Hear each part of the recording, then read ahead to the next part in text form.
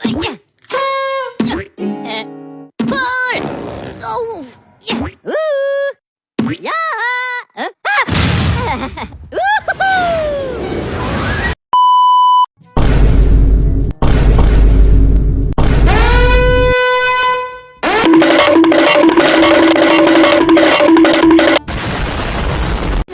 Inilah calon-calon bos muda di masa depan versi on the spot.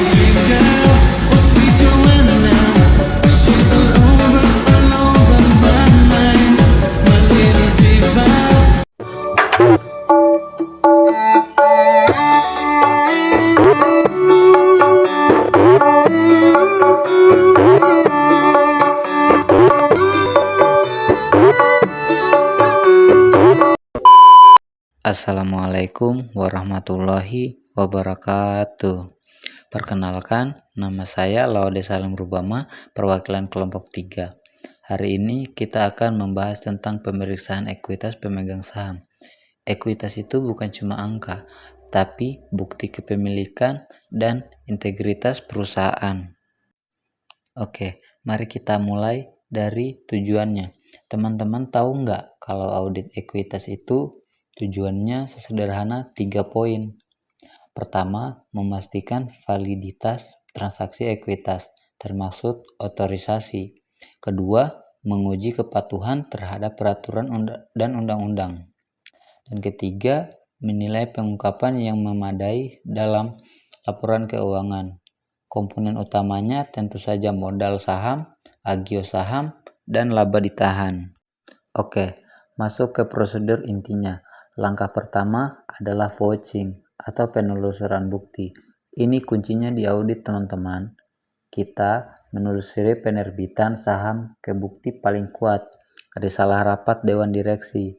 Tahu nggak kenapa ini bukti utama? Karena otorisasi dewan adalah bukti utama keabsahan penertiban saham baru. Menjamin legalitas dan validitas transaksi.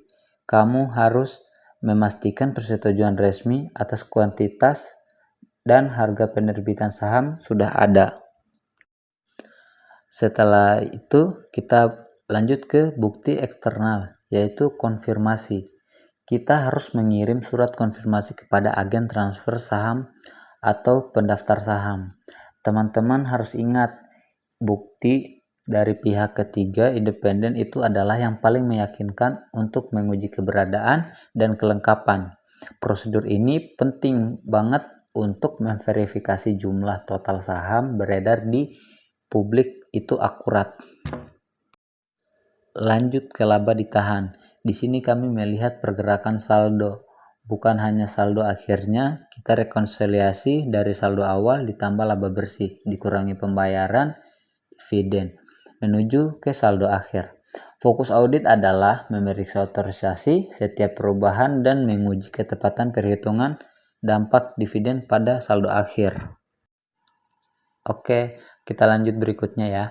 Tahu nggak apa yang paling sering jadi masalah saat laba ditahan?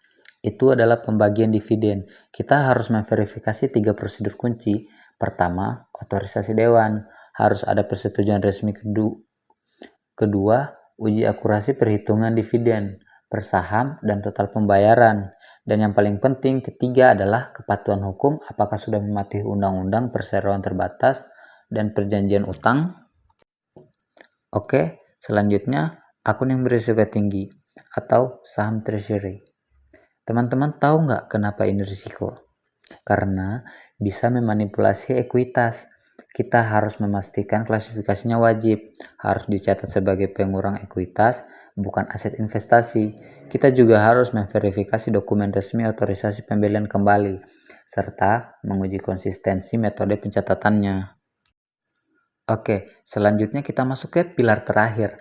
Pilar terakhir adalah pengungkapan dalam catatan atas laporan keuangan untuk menjamin transparansi.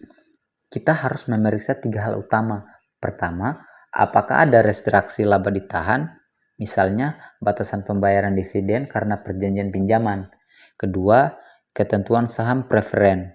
Dan ketiga, informasi detail mengenai perubahan struktur modal yang signifikan. Oke, sebagai kesimpulan, ingat selalu ya teman-teman, 3 pilar audit ekuitas ini. Pilar yang pertama adalah otorisasi, memastikan semua transaksi didukung dokumen yang legal dan sah. Pilar kedua adalah kepatuhan, memastikan perusahaan mematuhi semua regulasi keuangan dan hukum korporasi. Dan pilar ketiga adalah transparansi pengungkapan, di mana semua risiko dan restriksi harus dijelaskan secara jelas di catatan atas laporan keuangan.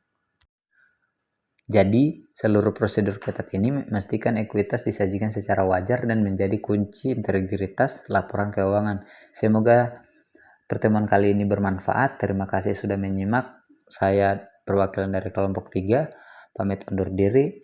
Terima kasih dan sampai jumpa. Wassalamualaikum warahmatullahi wabarakatuh.